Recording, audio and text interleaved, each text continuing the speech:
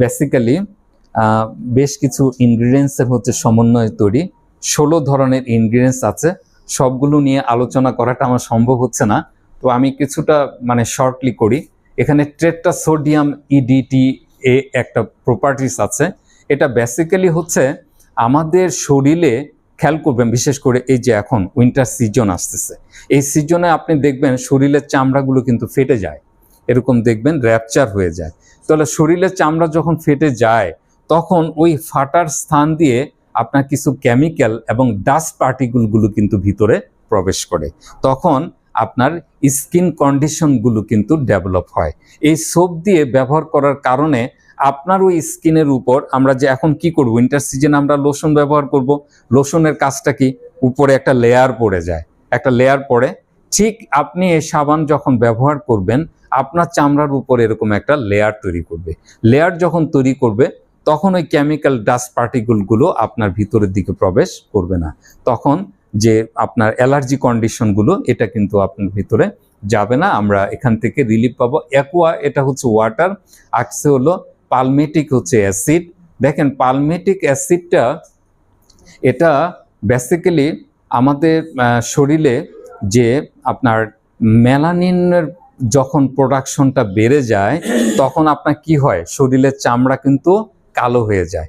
এটা তখন এই মেলানিন প্রোডাকশনটাকে সাপ্রেস করবে, কমিয়ে দিবে, যার ফলশ্রুতিতে চামড়া তখন কালো হবে না, ব্রাইট হবে। বিশেষ করে ইভিনিং যে স্কিন এটা কিন্তু ব্রাইটনেস করতে কিন্তু সহায়তা করবে। এবং এখানে এটা দিয়ে আপনি গোসল করার কারণে আপনার শরীরের যেহেতু গ্লিসারিন আছে, ন্যাচারাল একটা ব্যারিয়ার তৈরি করবে এবং শরীরের চামড়ার মধ্যে যে পানি থাকে এই পানিটাকে, লসটাকে কিন্তু আপনাকে প্রিভেন্ট করবে, যার ফলশ্রুতিতে আপনার চামড়াটা ময়েশ্চার থাকবে, আর্দ্রতা থাকবে এবং কোমল এবং মসৃণ থাকবে। এবং অনেকের আপনার দেখবেন যে একটু মলিন ভাব বা কোমলতা থাকে না, অনেকে মলিন ভাবটা থাকে না। এই এই সোপ দিয়ে যদি গোসল করেন আপনার মলিনতা থেকে কিন্তু আপনি রিলিফ পাবেন, অর্থাৎ আপনাকে খুব সতেজ লাগবে, ফ্রেশনেসটা কিন্তু আপনাকে কাজ করবে। এখানে আপনার রয়েছে ডিটারজেন্ট, আমরা অনেকে ডিটারজেন্ট ব্যবহার করি না, ডিটারজেন্ট পার্টিকলস থাকার ফলশ্রুতিতে চামড়ার উপরে যে আপনার ধরেন চামড়া মরে যায় অথবা চামড়ার উপরে যে ডাস্ট পার্টিকেলগুলো থাকে এটা কিন্তু আপনাকে খুব দ্রুত ক্লিন করে ফেলবে। এবং এখানে আছে হলো সুক্রোজ, দ্যাট ইজ সুগার। সুগারটা হচ্ছে এক ধরনের ক্রিস্টাল বলি।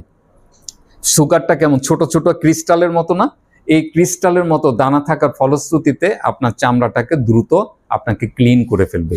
এবং এখানে রয়েছে অ্যান্টিভাইরাস, অ্যান্টিব্যাকটেরিয়া এবং অ্যান্টি ফাঙ্গাল, অ্যান্টি এফিকেসি এটাকে শো করবে।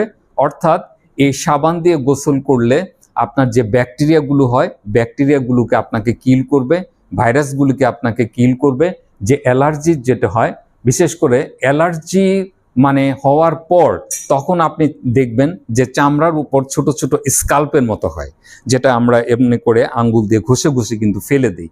এই যে স্কাল্পগুলো থাকে এই স্কাল্পগুলোকে আপনাকে ক্লিন করে দিবে এই চামড়া সোপ দিয়ে ব্যবহার করার কারণে।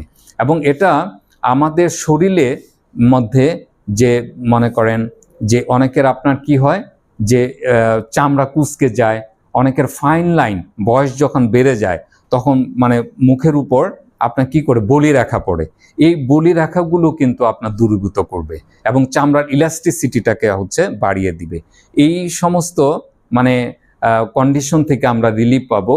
বা এই সাবান দিয়ে আমরা যদি গোসল করি তাহলে অ্যালার্জি বলেন, আবার অনেকে ধরবেন যে একনি ভালগারিস, বর্ন হয়, পিম্পল হয়, অনেকের মেস্তার মতো পড়ে, অনেকের মনে করেন সার্কেল চামড়ার উপর দেখবেন কালো কালো গোল গোল হয়, যেটাকে বলা হয় স্পট, ব্ল্যাক স্পটের মতো পড়ে যায়, একটা সার্কেলের মতো হয়, ব্ল্যাক সার্কেল।